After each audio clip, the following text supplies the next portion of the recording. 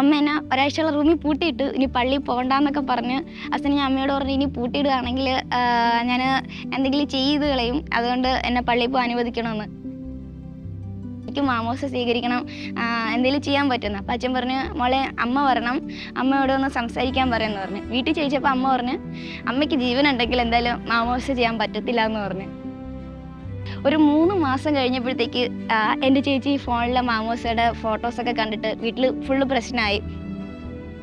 ആദ്യത്തെ ദിവസമൊക്കെ ഫുഡ് കഴിക്കാതെ പട്ടിണി ഇരുന്നു, രണ്ടാമത്തെ ദിവസം ഇരുന്നു, മൂന്നാമത്തെ ദിവസം എന്നെ കൊണ്ട് പറ്റുന്നില്ലായിരുന്നു. കയ്യിലായിക്കൂടി 13 രൂപയാണ് ഉണ്ടായിരുന്നത്. 13-ൽ 10 രൂപ എടുത്ത് ബിസ്ക്കറ്റ് പാക്കറ്റ് മേടിച്ച് അതും കഴിച്ചിരുന്നപ്പോഴത്തേക്ക് എന്നെ കൊണ്ട് ഇനി അടുത്ത ദിവസം പറ്റില്ല, ഞാൻ വീണ് പോകുമെന്ന് ഉറപ്പായിരുന്നു.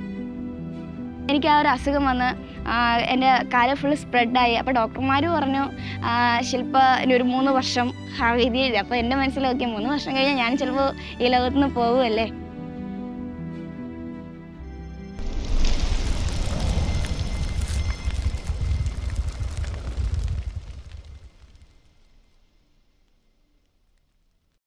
Praise God. എൻ്റെ പേര് ശില്പ, ഞാനിപ്പോൾ ഡിഗ്രി ഫൈനൽ ഇയറിന് പഠിക്കുകയാണ്. ഞാൻ എങ്ങനെ എൻ്റെ ഈശോയെ കണ്ടുമുട്ടിയെന്ന് പറയാനായിട്ടാണ് ഞാനിപ്പോൾ നിങ്ങളുടെ മുന്നിലായിരിക്കുന്നത്. എനിക്ക് പറഞ്ഞറിയിക്കാൻ പറ്റാത്ത ഒത്തിരി സന്തോഷമുണ്ട് ഇവിടെ ആയിരിക്കുമ്പോഴത്തേക്ക്. കാരണം ഞാൻ ഇന്ന് ഈശോ അറിഞ്ഞിട്ട് 5 വർഷമായി. ഞാനൊരു ഹൈന്ദവ കുടുംബത്തിൽ നിന്ന് വരുന്ന ആളാണ്. എൻ്റെ വീട്ടിൽ എല്ലാവരും ഹിന്ദുക്കളാണ്. ഞാനാണ് എൻ്റെ വീട്ടിലെ ഏറ്റവും ഇളയ കുട്ടി. അപ്പോൾ ഞാനാണ് ആദ്യം ഈശോ അറിയുന്നതും വീട്ടിൽ ആദ്യം മാമോസ് സ്വീകരിക്കുന്നതും ഞാൻ തന്നെയാണ്. ഒരു ഫെബ്രുവരി 2, 2020 ഞായറാഴ്ച രാവിലെ ഒരു 10:30 കൊച്ചുത്രേസ്യ എന്ന പേരിൽ ഞാൻ മാമോസ് സ്വീകരിക്കുകയുണ്ടായി. ഞാൻ ഈശോയിലേക്ക് വന്നത് എങ്ങനെയാണെന്ന് പറയുകയാണെങ്കിൽ, ഞാൻ +2 മുതൽ ജോലിക്കൊക്കെ പോകുന്ന ഒരാളാണ്. അങ്ങനെ എനിക്ക് അവിടെ ടെക്നോ പാർക്കിലൊരു കഫറ്റീരിയയിൽ വർക്ക് ചെയ്യുന്ന ടൈമിൽ രാത്രി ലേറ്റ് ആവുന്നത് കാരണം വീട്ടിൽ പോകാൻ പറ്റാത്തത് കൊണ്ട് അവിടെ ഒരു PG എടുക്കുകയും PGയിൽ ഇങ്ങനെ താമസിച്ചുകൊണ്ടിരുന്ന സമയത്താണ് രാവിലെ ഞാനിങ്ങനെ ചെറുതായിട്ടൊന്ന് സ്ലിപ്പായി വീഴുന്നത്. അപ്പോൾ വീണ് അന്നത്തെ ദിവസം അങ്ങനെ കഴിഞ്ഞു പോയി. രാത്രി ആയപ്പോൾ ഞാൻ അവിടെ ബാൽക്കണിയിലിരുന്ന് പഠിച്ചുകൊണ്ടിരുന്നപ്പോഴത്തേക്ക് ആർദ്ര എന്ന് പറഞ്ഞൊരു ചേച്ചി എൻ്റെ അടുത്ത് വന്ന് ചോദിച്ച് എങ്ങനെയുണ്ട്. ഞാൻ പറഞ്ഞു ഓക്കെ ആണെന്നൊക്കെ പറഞ്ഞിട്ട് ചേച്ചി എന്നോട് ചോദിച്ച് ശില്പ പള്ളിയിലൊക്കെ പോകാറുണ്ടോ എന്ന് ചോദിച്ചു. അപ്പോൾ ഞാൻ പറഞ്ഞു കുഞ്ഞുനാളിൽ എപ്പോഴും അമ്മ കൊണ്ടുപോയ ഓർമ്മയുണ്ട്, അല്ലാതെ പോയിട്ടില്ല എന്ന് പറഞ്ഞു. ഞാൻ ഭയങ്കര ഒരു അമ്പലവിശ്വാസിയായിരുന്നു, എല്ലാ ദിവസവും അമ്പലത്തിൽ പോകുന്ന ആളായിരുന്നു.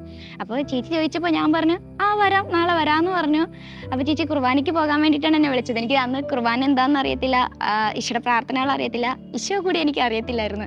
അങ്ങനെ ഞാൻ പിറ്റേ ദിവസം രാവിലെ കുളിച്ച് റെഡിയായിട്ട് സ്റ്റെയർ കേസിൽ അവിടെ ഏറ്റവും താഴെ വന്നിങ്ങനെ ഇരിക്കുക.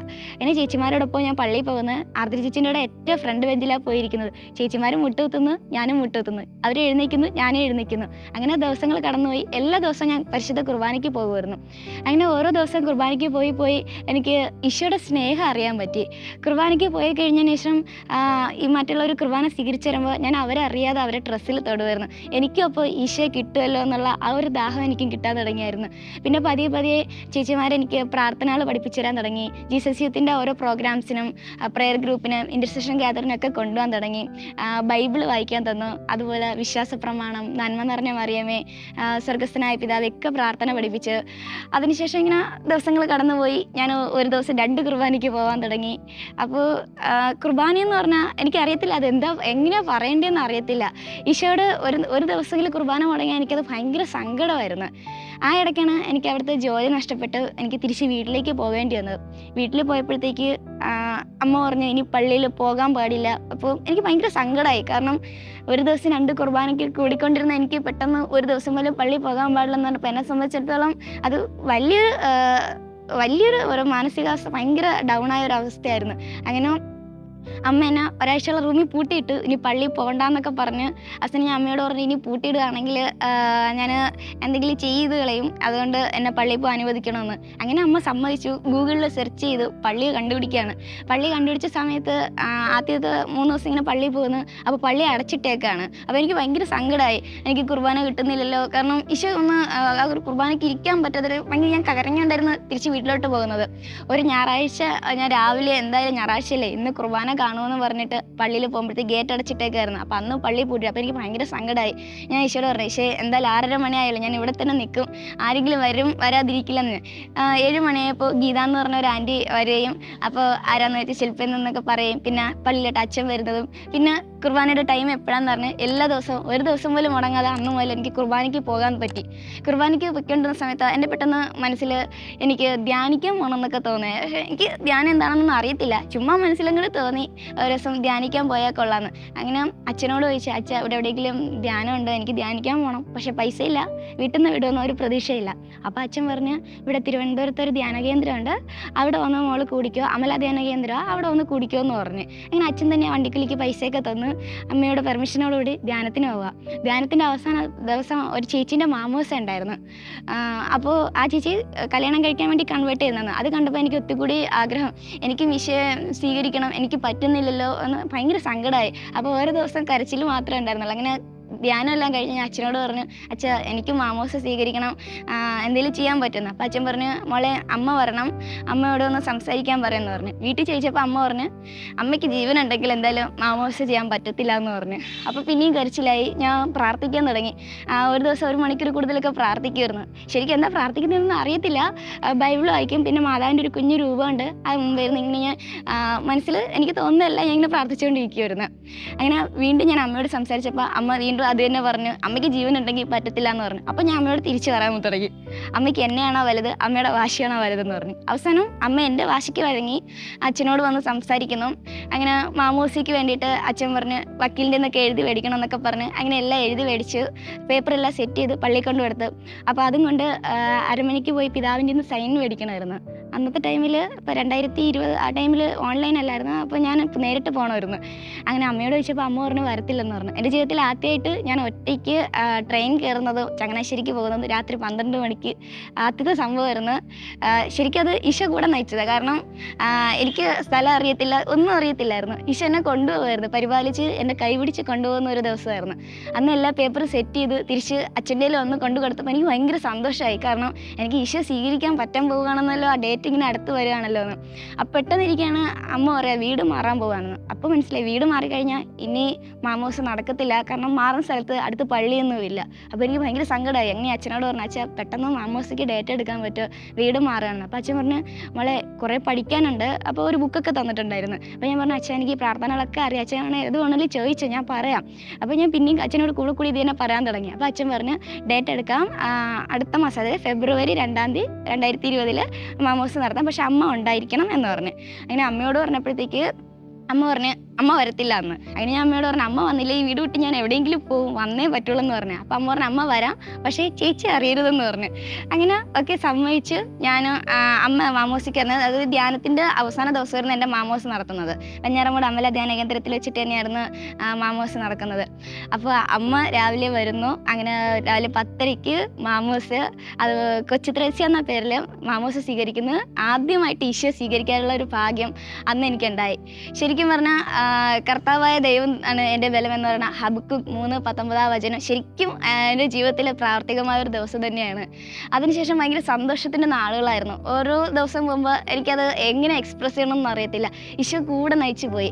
ഒരു 3 മാസം കഴിഞ്ഞപ്പോഴത്തേക്ക് എൻ്റെ ചേച്ചി ഫോണിലെ മാമോസയുടെ ഫോട്ടോസൊക്കെ കണ്ടിട്ട് വീട്ടിൽ ഫുള്ള് പ്രശ്നമായി. അമ്മ അതിനകത്തുണ്ടെന്ന് പറഞ്ഞപ്പോൾ അമ്മ അവളുടെ കൂടെ മാമോസിക്ക് നിന്നല്ലേ, അവളെ മതം മാറ്റിയല്ലേ, അവൾ ക്രിസ്ത്യാനി ആയല്ലേ, അങ്ങനെയൊക്കെ പറഞ്ഞിട്ടുണ്ടായിരുന്നു. പിന്നെ ഒരു 2 വർഷത്തോളം എൻ്റെ ചേച്ചി ഞാൻ തമ്മിൽ മിണ്ടത്തൊന്നുമില്ലായിരുന്നു. എന്നെ വീട്ടിൽ ക്രിസ്ത്യാനി എന്നറിയപ്പെടും, അവർ ഹിന്ദു എന്നുള്ള രീതിയിലും. അങ്ങനെ കുറച്ച് ദിവസങ്ങൾ ഇങ്ങനെ കടന്നുപോയി. അമ്മയ്ക്ക് ചേച്ചീൻ്റെ കൂടെ നിൽക്കാതെ വേറെ വഴിയില്ല, കാരണം ചേച്ചി ഒറ്റയ്ക്കായി പോകത്തില്ലേ. അങ്ങനെ ദിവസങ്ങൾ കടന്നുപോയി. ഞാൻ ചെന്നൈയിലോട്ട് പോകുന്നു. അവിടെ ചെന്നപ്പോൾ എനിക്ക് ഭയങ്കര സങ്കടമാണ്. കാരണം ഇവിടെ എവിടെ പള്ളിയുണ്ട് എന്ന് അറിയത്തില്ല, തമിഴ് അറിയത്തില്ല, ഒന്നും അറിയത്തില്ല. അങ്ങനെ ഗൂഗിളിൽ സെർച്ച് ചെയ്യുക, ഫസ്റ്റ് പള്ളി എവിടെ ഉണ്ടെന്ന് കണ്ടുപിടിക്കുന്നത്. അങ്ങനെ പള്ളി കണ്ടുപിടിച്ച് അവിടെ ചെന്നപ്പോൾ ലാറ്റിൻ പള്ളിയാണ്, തമിഴ് ഒരു എനിക്ക് പള്ളിയുടെ പേരിപ്പോൾ കറക്റ്റായി ഓർമ്മയില്ല. അപ്പോൾ അവിടെ ചെല്ലുന്നു. കൊറോണ ടൈമായിരുന്നു. കൊറോണ ടൈം ആയപ്പോഴത്തേക്ക് എല്ലായിടവും അടച്ചിട്ട് കുർബാന എല്ലാം സ്റ്റോപ്പ് ചെയ്ത്. അപ്പോൾ എനിക്ക് ഭയങ്കര സങ്കടമായി. എന്താ ചെയ്യേണ്ടതെന്ന് അറിയത്തില്ല. എൻ്റെ റൂമിനകത്താണെങ്കിൽ എനിക്ക് പ്രത്യേകിച്ച് സാധനങ്ങളൊന്നും ഇല്ലായിരുന്നു. ഞാൻ ഇട്ടേക്കുന്ന ഡ്രസ്സ്, യൂണിഫോമും പിന്നെ ഒരു പാത്രം, ബോക്സ് അതൊക്കെ ഉണ്ടായിരുന്നുള്ളായിരുന്നു. അങ്ങനെ അവിടെ ചെന്നിട്ട് ആദ്യത്തെ ദിവസമൊക്കെ ഫുഡ് കഴിക്കാതെ പട്ടിണി ഇരുന്നു. രണ്ടാമത്തെ ദിവസം ഇരുന്നു. മൂന്നാമത്തെ ദിവസം എന്നെക്കൊണ്ട് പറ്റുന്നില്ലായിരുന്നു. കയ്യിലായിക്കൂടി 13 രൂപയാണ് ഉണ്ടായിരുന്നത്. 13-ൽ 10 രൂപ എടുത്ത് ബിസ്ക്കറ്റ് പാക്കറ്റ് മേടിച്ച് അതും കഴിച്ചിരുന്നപ്പോഴത്തേക്ക് എന്നെക്കൊണ്ട് ഇനി അടുത്ത ദിവസം പറ്റില്ല, ഞാൻ വീണ് പോകുമെന്ന് ഉറപ്പായിരുന്നു. അപ്പോൾ എങ്ങനെ വന്നാലും ഒന്ന് പള്ളി വരെ പോവാം. കാരണം 3 ദിവസമായിട്ട് കുർബാനയ്ക്കും പോകുന്നില്ല, കുർബാനയില്ല, പള്ളി അടച്ചിട്ടേക്കാണല്ലോ. ഞാൻ അവിടെ ചെന്നപ്പോൾ അച്ഛനില്ല. അവിടെ അച്ഛനെ ശുശ്രൂഷിക്കുന്ന 2 പേരുണ്ട്, പൊന്നിയമ്മ ബാബു അപ്പൻ എന്ന് പറഞ്ഞിട്ട്. അങ്ങനെ അവരോട് ചോദിച്ചപ്പോൾ അച്ഛനിവിടെ ഇല്ലയെന്ന് പറഞ്ഞു. അച്ഛൻ്റെ നമ്പർ വന്ന് അച്ഛനെ വിളിച്ച്. അപ്പോൾ അച്ഛൻ പറഞ്ഞു നാളെ വരുമെന്ന് പറഞ്ഞു. കുർബാന ഉണ്ടോയെന്ന് വെച്ചപ്പോൾ അച്ഛൻ പറഞ്ഞു ഇല്ല മോളെ, കുർബാന ചൊല്ലാൻ അനുവാദം ഇല്ല എന്ന് പറഞ്ഞു. അപ്പോൾ ഞാൻ അച്ഛൻ പറഞ്ഞു അച്ഛൻ പ്ലീസ് അച്ഛൻ എനിക്ക് വേണ്ടി കുർബാന ചൊല്ലിത്തരാമോ എന്ന് ചോദിച്ചു. അപ്പോൾ അച്ഛൻ പറഞ്ഞു ചൊല്ലിത്തരാം വാ എന്ന് പറഞ്ഞു, രാവിലെ വരണമെന്ന് പറഞ്ഞു. അപ്പോൾ ഓക്കെ, 6 മണിക്ക് ഞാൻ അവിടെ പള്ളിയിലോട്ട് പോകുന്നു. അച്ഛന് എനിക്ക് വേണ്ടി അവിടെ കുർബാന ചൊല്ലിത്തരാൻ എനിക്കത് ഒരിക്കലും മറക്കാൻ പറ്റാത്തൊരു അനുഭവമാണ്. അത് തമിഴ് മാസമായതുകൊണ്ട് തന്നെ എനിക്ക് റെസ്പോണ്ട് ചെയ്യണം. അപ്പോൾ അച്ഛൻ ഇങ്ങനെ പറഞ്ഞു ഞാൻ പേപ്പറിലൊക്കെ എഴുതി വെക്കും, എന്നിട്ട് റെസ്പോണ്ട് ചെയ്യാൻ. ഞാൻ അച്ഛന് മാത്രമേ കുർബാനയ്ക്ക് ഉണ്ടാവത്തുണ്ടായിരുന്നുള്ളൂ. അപ്പോൾ അതൊരു വലിയൊരു അനുഭവമായിരുന്നു. അതിനുശേഷം ഞാൻ അച്ഛനോട് പറയും കുർബാന കഴിഞ്ഞ അച്ഛൻ എന്തെങ്കിലും കഴിക്കാനുണ്ടെങ്കിൽ തരുമെന്ന് വയ്ക്കും. അപ്പോൾ ആദ്യത്തെ 2 ദിവസം അങ്ങനെ ചോദിച്ചപ്പോൾ അച്ഛനോട് 3-ാമത്തെ ദിവസം ചോദിച്ചു എന്താ നമ്മളെ റൂമിൽ ഫുഡൊന്നും ഉണ്ടാക്കുന്നില്ലേ എന്ന് ചോദിച്ചു. അപ്പോൾ ഞാൻ പറഞ്ഞില്ല അച്ഛൻ എൻ്റെ സാധനങ്ങളൊന്നും ഇല്ല, കയ്യിൽ പൈസയില്ല. അപ്പോൾ അച്ഛൻ പറഞ്ഞു അച്ഛൻ വന്ന് റൂം കണ്ടോട്ടെ എന്ന് ചോദിച്ചു. അപ്പോൾ ഞാൻ പറഞ്ഞാൽ വന്നു എന്ന് പറഞ്ഞിട്ട് അച്ഛന് അവിടെ ഉള്ള ഒരു ചേച്ചിയും ചേട്ടനെയും എൻ്റെ കൂടെ വിട്ടിട്ട് റൂം കണ്ടപ്പോൾ റൂമിനകത്ത് പ്രത്യേകിച്ച് ഒരു സാധനമില്ല. എന്നിട്ട് പിറ്റേ ദിവസം ഞാൻ പള്ളിയിൽ കുർബാനയ്ക്ക് ചെല്ലുമ്പോഴത്തേക്ക് അച്ഛന് എനിക്ക് വേണ്ട 1 മാസത്തേക്കുള്ള അരി, സാധനങ്ങൾ, അതുപോലെ ഒരു ഇൻഡക്ഷൻ കുക്കർ എല്ലാം മേടിച്ചിട്ട് ശരിക്കും ഈശോ അവിടെ ഇടപെട്ടതാണ്. കാരണം ഞാൻ അവിടെ കുർബാനയ്ക്ക് പോകുന്നു, എനിക്ക് അച്ഛനും തമ്മിൽ നേരത്തെ ഒരു പരിചയമില്ല. ജസ്റ്റ് കുർബാനയ്ക്ക് പോകുന്നു. കുർബാനയെ അത്രയേറെ സ്നേഹിച്ചുകൊണ്ട് എനിക്ക് ഈശോ എന്നെ ഒരു സ്ഥലത്തും കൈവിടില്ല എന്ന് എനിക്ക് മനസ്സിലായിരുന്നു. എനിക്ക് സഹനങ്ങൾ തരുമ്പോഴും അതിന് പിന്നിൽ എനിക്ക് വലിയൊരു സന്തോഷം ഈശോ വെച്ചിട്ടുണ്ടായിരുന്നു. ഇങ്ങനെ ദിവസങ്ങൾ നീണ്ടുപോയ സമയത്ത് എനിക്ക് കാലിന് ചെറിയൊരു ആക്സിഡൻറ്റ് പറ്റിയിട്ടുണ്ടായിരുന്നു. അപ്പോൾ ആദ്യമൊക്കെ ഞാനത് വലിയ കാര്യമാക്കിയിട്ട് പോയിട്ടില്ലായിരുന്നു. അങ്ങനെ അവിടെ ചെന്നൈയിൽ വെച്ചിട്ട് അത് പിന്നെയും കുറച്ച് സീരിയസ് ആയിട്ട് ഒരു ഓപ്പറേഷൻ ചെയ്യേണ്ടി വന്നു. പിന്നെ എൻ്റെ കയ്യിലിരിപ്പുണ്ട്, ചെറുതായിട്ട് ചെയ്ത് തന്നെ പിന്നെയും ചെയ്യേണ്ടി വന്നിട്ടുണ്ടായിരുന്നു. ഇതെല്ലാം കഴിഞ്ഞ് പോയപ്പോഴത്തേക്ക് കാലിന് ചെറുതായിട്ട് ഒരു അസുഖം വന്നു, സ്ക്ലിറോഡെർമ ലീനിയർ മോർഫിയ എന്ന് പറഞ്ഞ അസുഖം. അപ്പോൾ ഈശോട് ചെറുതായിട്ടൊന്ന് പിണങ്ങിയിട്ടുണ്ടായിരുന്നു. വേറെ ഒന്നുമല്ല, ഈശോട് പറഞ്ഞു ഈശോ എന്നെക്കൊണ്ട് ഇനി വേദനയൊന്നും സഹിക്കാൻ പറ്റുന്നില്ല, കുറേ അസുഖങ്ങളാകുന്നു. അപ്പോൾ എനിക്ക് പ്രാർത്ഥിച്ചിട്ട് പ്രത്യേകിച്ച് ഉത്തരവൊന്നും കിട്ടുന്നില്ല. അസുഖം കൂടിക്കൊണ്ടിരിക്കുന്നതല്ലാതെ പ്രത്യേകിച്ച് മാറ്റമൊന്നും കിട്ടുന്നില്ലായിരുന്നു.